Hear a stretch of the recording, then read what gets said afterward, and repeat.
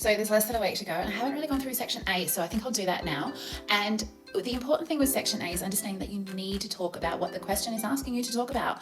So you have a choice of text that you've studied, and you've obviously decided what text you're going to do, but you will have two questions, and those two questions, you answer one of those questions, but you need to make sure that you explore the implications of that topic. Now, whatever that topic is, you unpack it. What does it mean? What is the author suggesting, the writer, the director? What are they suggesting about those key ideas? One of the main things that you'll see with the marking and the expected qualities that are used to mark your essays is that you need to be able to discuss the views, the values, and the concerns of the author within the text through the way that the text is structured and the language. So that's through things like themes and characters and the structural elements of the text and the way that the author or the writer or the director uses language to convey their message. So that's the key thing that you need to just talk about. Now, you won't get a question that is on a specific character in general, but you may get a question that is about characters. So Becca has stipulated there won't be specific character questions, because that means that some students tend to develop their arguments around a character. So it'd be like, for example, if it's Sunset Boulevard, Norman, Joe, or Max, for example, but that's not what we want. We want you to use your topic sentences to explore the theme and idea that's connected to the topic, and then you can use the characters as your evidence. So as I said in one of my previous posts about what to include, I use a fart analogy, but you can use just simply what, how, why. So what is your example? And think of specific moments in the text that you can discuss. Always include quotes. How does the writer or the director or the author, whoever's in charge of the text themselves, how have they put those ideas together through those structural elements, and why have they done it? So what is that connection to those themes, ideas, and issues of the text? So that's what you need to talk about. Now, when you're talking about the how part, if you get a how question, that does not mean that you write your paragraphs around particular structural elements. So you won't be going, they use film techniques such as camera angles to show this particular idea.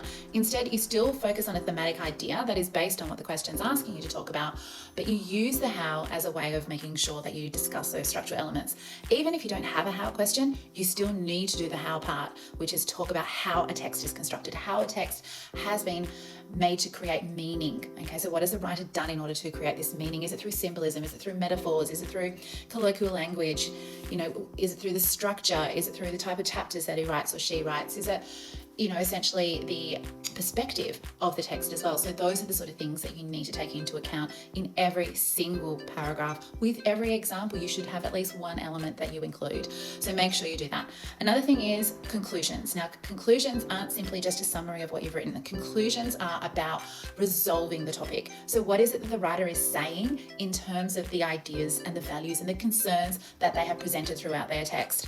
So they would be making some sort of commentary about society at the time, or the world of the text itself that they have created. What are they trying to say? What are they trying to sort of implement in terms of a message, that the story is conveying? That's what you need to be expressing, relating back to the topic itself. So it has to resolve that final topic that has been presented within the prompt. So those are my suggestions for your section A.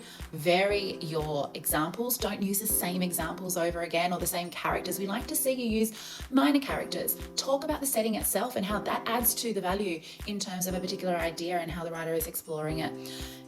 That's what we want to see. We don't just want to see the usual characters. The best advice is never structure your essays around character, because they are very limited, and what happens is students tend to just describe those characters and what happens to those characters. Whereas if it's thematic, it allows you to then explore it deeper through different examples, different characters, and even include that setting in there. So that is my advice to you. Again, if you need any help or have any questions, please make a comment in the comment section.